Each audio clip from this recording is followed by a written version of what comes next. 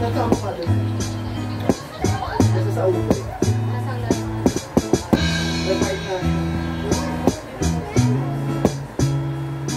Meron lang pa doon makakain ka matigas? Ulit ko eh. Paano na yun natin ito? Hindi na nga eh. Hindi na. Yung ano? Alam mo, may ginagawa si Gino dito eh. Parang mga